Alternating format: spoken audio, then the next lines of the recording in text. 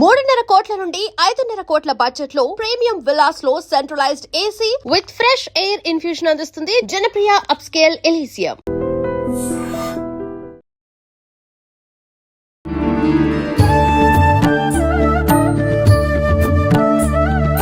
నమస్కారం, welcome to I dream. ధర్మ మార్గం విత్ విజిత కార్యక్రమానికి స్వాగతం. ప్రస్తుతం మనతో పాటు ఉన్నారు ప్రముఖ ఆధ్యాత్మికవేత్త బట్టిప్రోలు విజయలక్ష్మి గారు. ఇప్పుడు అమ్మతో మాట్లాడి మరిన్ని విషయాలు తెలుసుకుందాం. నమస్కారం అమ్మ. నమస్కారం అమ్మ. అమ్మ, మనకి శ్రావణ మాసంలో ముఖ్యంగా లక్ష్మీ అమ్మవారి ఆరాధన చేస్తూ ఉంటాం, కానీ విశేషంగా ఈ మాసంలో శివారాధన కూడా చేయటం చాలా శ్రేష్టము అని అంటూ ఉంటారు. మరి శ్రావణ సోమవారాలు 4 వచ్చినా 5 వచ్చినా వారాలు మొత్తం పాటిస్తూ ఉంటారు చాలామంది. శ్రావణ సోమవారాల్లో పూజా విధానం గురించి వివరించండి. శ్రావణ సోమవారాలు మహాదేవుడికి, శివుడికి ఇష్టం. ముఖ్యంగా మనకి సౌత్ ఇండియాలో కొంచెం తక్కువ, కానీ నార్త్ అండ్ ఈస్ట్ ఇండియాలో చాలా ఎక్కువగా కావడి యాత్రలను చేస్తారు. కావడి యాత్రలు అంటే ఒక కావడి కట్టుకు మన కావడి అనేది వాళ్ళకి మనకి ఒకటే పదం, ఒకటే అర్థం. కావడి కట్టుకుని దానికి చిన్న చిన్న ముంతలో బిందెలో అలా 2 బిందెల్లో వాళ్ళ ఇంటి దగ్గర ఉన్నటువంటి గంగా నది, ఏదైనా కూడా మనం గంగే అనుకుంటాం కదా, అక్కడి నుంచి నీరు తీసుకుని వారి దగ్గరగా ఉన్నటువంటి ఒక శివాలయానికి వెళ్ళి వాళ్ళు అభిషేకం చేస్తారు. కాలి నడకతో వెళ్తారు, చెప్పులు వేసుకోరు, దీక్షా వస్త్రాలు ధరిస్తారు. ఇన్ని నియమాలు ఉన్నాయి దానికి. ఎక్కడంటే అక్కడ బయట తినరు. అందుకనే ఆ కావడి యాత్ర చేసేవాళ్ళు తినే చోట వారు కూడా ఈ ధర్మం పాటించే వాళ్ళై ఉండాలి. వారు కూడా నాన్ వెజిటేరియన్ ఇలాంటివి పెట్టేవారై ఉండకూడదు. ఇలాంటి నియమాలన్నీ ఉన్నాయి వారికి. నియమభంగం అయితే వాళ్ళు చేసిన వ్రత ఫలితం ఉండదు. కష్టపడి చేస్తారు కదమ్మా. అసలు ఎంతో మంది మొక్కుకుని ఎక్కడెక్కడి నుంచో హరిద్వార్ నుంచి గంగ తీసుకెళ్లి కాశీలో విశ్వనాథుడికి అభిషేకం చేస్తారమ్మా. ఎంత దూరం కాలు నడకని నడుస్తారు. అది మొక్కుకుంటారనమాట. అట్లాగా అలా అసలు ఉద్దేశం ఏంటి? మన ఇంటి దగ్గర ఉన్న నియరెస్ట్ గంగా నుంచి తీసుకుని నీళ్లు తీసుకుని కావడితో నీళ్లు మోసుకుంటూ వెళ్ళి ఆ బిందె సైజు మారుతూ ఉంటుంది దూరాన్ని బట్టి. ఎక్కువ నీళ్ళు అయితే మొయ్యలేం కదా అంత.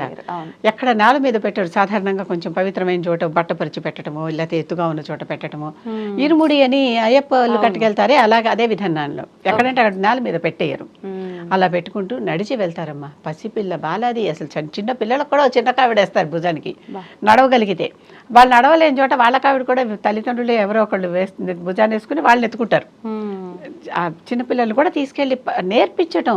అలాగే కదా వాళ్ళకి మన పద్ధతులు తెలుస్తాయి. అందుకని అలా, ఎందుకంటే కొంతమందికి ఒక్కొక్కసారి నెల రోజుల పైన కూడా పడుతుంది ఆ నడక దూరాన్ని బట్టి. ఈ మధ్యన చూశాను, తల్లి తండ్రి ఎప్పటి నుంచో వెళ్ళాలనుకుంటున్నారట కావడి యాత్రకి. తల్లి ఒక చోట, తల్లి తండ్రి ఒక చోట, ఇద్దరిని చూశాను నేను. వెళ్ళాలనుకుంటే కొడుకు కోడలు ఒక కావిడిలో మధ్యలో తల్లిని కూర్చోబెట్టి అటు ఇటు ముంతలు కట్టి కావిడి మోసుకెళ్తున్నారు, తల్లిని తీసుకెళ్తున్నారు. పెద్ద ఆవిడ అయిపోయింది, ఆవిడ నడవలేదు. ఆవిడకి ఈ కావడి యాత్ర చేయాలని ఉంది, చేయిస్తున్నారు.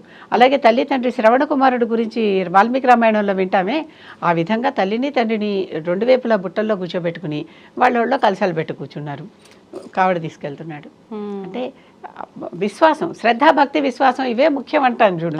ఆ శరణాగతి ఉంటే శక్తి అదే వస్తుందని. పాపం కాళ్ళు పుళ్ళు పడిపోతూ ఉంటాయి, రాళ్ళు గుచ్చుకుంటూ ఉంటాయి, ముళ్ళు గుచ్చుకుంటూ ఉంటాయి, ఒక్కోసారి కాలు బెసుకుతుంది, అయినా సరే వాళ్ళు అది చేస్తారు. ఇక్కడ కాశీలో విశ్వనాథుడికి అసలు ఆ సమయం అంతా క్యూ అంతా కావిళ్లే ఉంటాయి. వాళ్ళు జాగ్రత్తగా తీసుకెళ్ళి అక్కడ అభిషేకం చేస్తూనే ఉంటారు సాక్షాత్తు శివుడికి. ఈ సమయంలో శ్రావణ మాసంలో కాశీ అంతా కిక్కిరిసిపోయి ఉంటుంది. అవునా? బాగా కార్తీక మాసం అనుకుంటాం, కానీ కార్తీకం కంటే శ్రావణ మాసంలో కాశీలో ఎక్కువ రష్ ఉంటుంది. కార్తీకంలో కంటే శ్రావణంలోనే ఇవి అనిపిస్తాయి. ఇది కాకుండా బీహార్లో వైద్యనాథేశ్వరం, బీహార్ అంటే జార్ఖండ్ కాబోలు, ఇప్పుడు జార్ఖండ్లో వైద్యనాథేశ్వరం ఉంది కదా ఒకటి, అక్కడ అది కూడా జ్యోతిర్లింగాల్లో ఒకటి. అక్కడ ఆయనకు కూడా అసలు ఆయనకి ఇంకా ప్రత్యేకం, కాశీ కంటే కూడా జార్ఖండ్ ఇంకా ప్రత్యేకం. అంటే ఎలా? అంటే ప్రత్యేకంగా గంగ నుంచి, బీహార్లో గంగ పారుతోందిగా, గంగ నుంచి తీసుకొచ్చి నీళ్లు తీసుకొచ్చి వైద్యనాథేశ్వరుడికి అభిషేకం చేస్తారు. అభిషేకం చేయటమే కాకుండా అప్పుడు అక్కడ పార్వతీదేవికి వైద్యనాథేశ్వరుడికి కళ్యాణాలు చేస్తారు. కళ్యాణాలు చేసి అంటే రెండు గోపురాల్లాగా ఉంటాయి. అంటే 2 ఆలయాలు, ఒకే ప్రాంగణంలో 2 ఆలయాలు. ఆ 2 గోపురాలకి ఈ మధ్య సూత్రబంధనం చేస్తారు. మనం తోరాలు కట్టుకుంటాం చూడండి, రకరకాల దేవుడి రక్షలు అవే. నేను తెల్లదారం, నల్లదారం, నల్ల కాదు, ఎరుపు, పసుపు ఇలాంటివన్నీ, అలాంటి దారాలతో ఈ 2 ఆలయాలకి మధ్యన గోపురానికే అసలు కొన్ని వందల వేల సూత్రాలు ఇలా కనబడుతుంటాయి మనకి అక్కడికి వెళ్తే. అలాంటి సూత్రాలు కడతారు. సూత్రాలు కట్టి వారికి వివాహం చేస్తారు. ఇక్కడ కూడా మనకి కళ్యాణాలు చేస్తూ ఉంటాం. ఇప్పటికీ కూడా మురుముళ్ళ అనేటటువంటి ఒక ప్రాంతాల్లో, రాజమండ్రి దగ్గర అనుకుంటా, కాకినాడ, రాజమండ్రి, సామర్లకోట అటువే ప్రాంతాల్లో, గోదావరి జిల్లాల్లో నిత్య శివ కళ్యాణం జరుగుతుంది. నిత్యము శివ కళ్యాణం జరగడం తక్కువ. శ్రీనివాస కళ్యాణాలు ఇలాంటివి ఎప్పుడు జరుగుతూ ఉంటాయి. రాధా కళ్యాణం, ఇలాంటి కళ్యాణాలు, రామ కళ్యాణాలు జరుగుతూ ఉంటాయి. అక్కడ నిత్య శివ కళ్యాణం జరుగుతుంది. అక్కడ శివుడికి కళ్యాణం చేస్తే మన కోరిన కోరిక తీరుతుంది అని ఆ దేవస్థానమే చెప్తుంది సాక్షాత్తు. వివాహాలు జరగకపోతే, ఉద్యోగాలు రాకపోతే, ఆరోగ్యం బాగుండకపోతే, పెళ్లి అంటే ఏదే మన కోరిక ఏదో దానిని బట్టి, మన జన్మ నక్షత్రాన్ని బట్టి ఏ రోజు మీరు ఏది చేస్తారో అది అని చెప్తుంది. అలాంటివి సంవత్సరం మొత్తం నిత్యశివ కళ్యాణం అన్నాను కదా.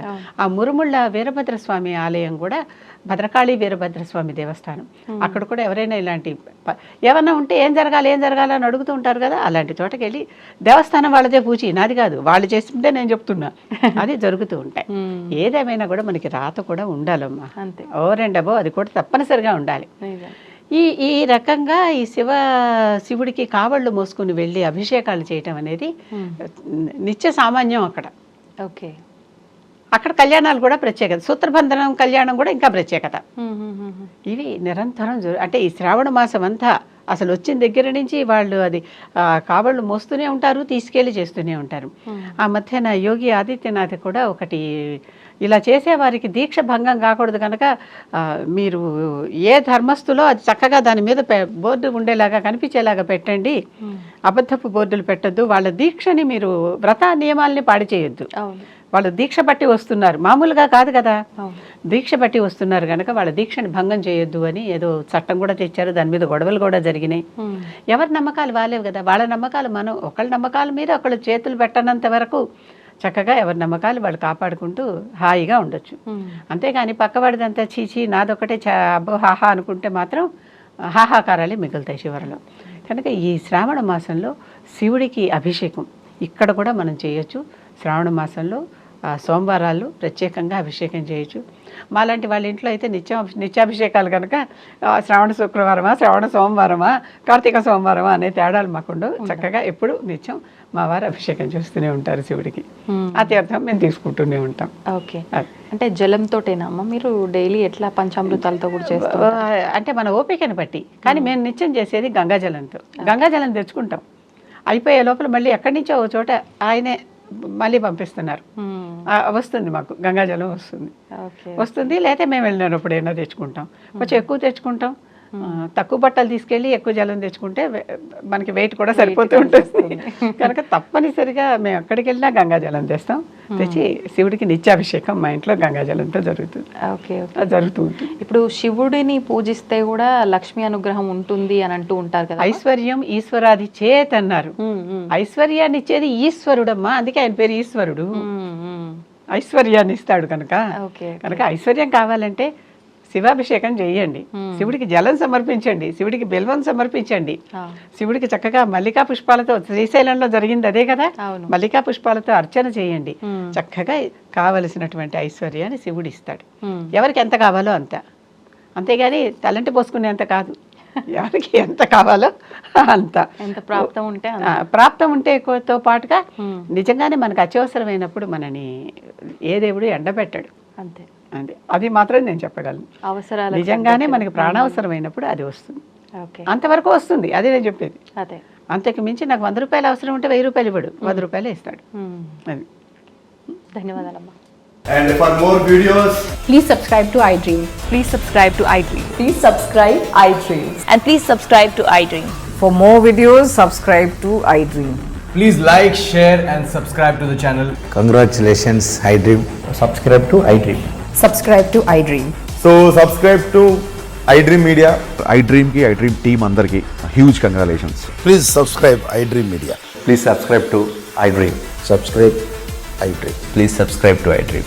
iDream అంటే నా కళల ఛానల్ సబ్స్క్రైబ్ చేసుకున్న నోరు తిరుగుతలేదు, మీరైతే గంట గుర్తు కొట్టండి. For more such videos, please subscribe to iDream. Subscribe to iDream. Please subscribe to iDream. Please subscribe iDream Media. Please do subscribe to iDream. Please subscribe to iDream Media. For best entertainment and information, please subscribe iDream. And don't forget to subscribe to iDream.